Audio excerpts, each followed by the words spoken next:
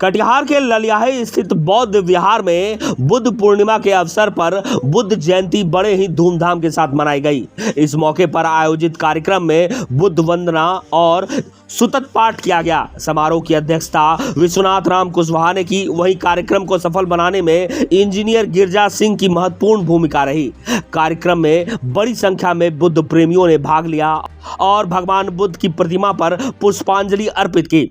उपस्थित लोगों ने कहा कि यथागत बुद्ध ने दुनिया को शांति और अहिंसा का मार्ग दिखाया। लोगों ने बुद्ध को करुणा की प्रतिमूर्ति बताया, जो हर प्रकार के बैर से मुक्त और प्रेम की भावना से युक्त है। उन्होंने यह भी कहा कि भगवान बुद्ध के बताए मार्ग पर चलकर ही विश्व में अस्थायी शांति स्थापित की जा सकती है। इस बीच भारत पाक तनाव को लेकर मौजूद लोगों ने प्रतिक्रिया दी। उनका कहना था कि ये देश भगवान बुद्ध की धरती है, लेकिन अगर कोई हमें छेड़ता है तो हम भी जवाब देने से पीछे नहीं हटेंगे। नमो तस् भगवतो अरहतो सम्मा सम्बुद्धस्स। आज विश्व भर में हम लोग बुद्ध जयंती मना रहे हैं।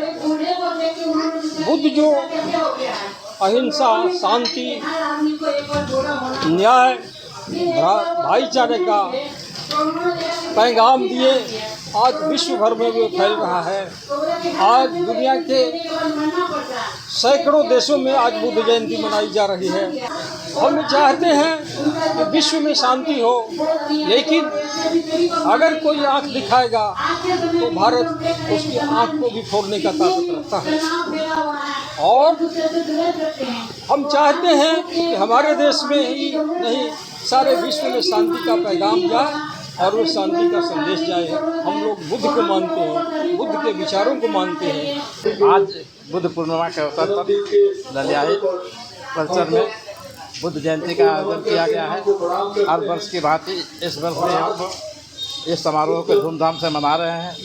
बुद्ध ने पूरे विश्व में शांति का संदेश दिया था और आज विश्व जो है युद्ध से ग्रसित है, तो आज आवश्यकता है कि बुद्ध के विचार को ही अपनाया जाए। बुद्ध की ज़रूरत है, युद्ध की ज़रूरत नहीं है।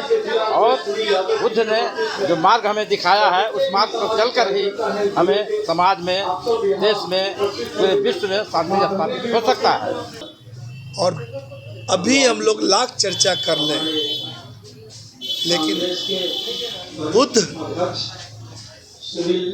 हमेशा से बुद्ध सर्वोपरि है युद्ध से।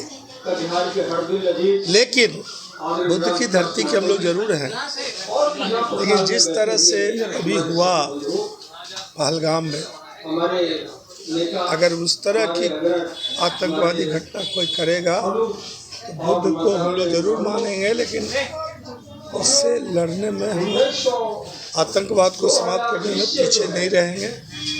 इस बात को भी ध्यान में रखने की ज़रूरत है। लेकिन गौतम बुद्ध के विचारों और इनका जो था तमाम जो उपदेश है, उसको हम लोगों को जीवन में उतारना चाहिए। और हम लोग भगवान बुद्ध को याद करते हैं और उनको नमन करते हैं। उसकी जो विचारधारा है, सत्य, अहिंसा मार्ग पर चलना और शांति बनाए रखना, क्योंकि हम लोग बुद्ध के धरती से आते हैं, हम लोग शांति चाहते हैं और शांति के मार्ग पर चलना चाहते हैं। यही बात सबों ने कही।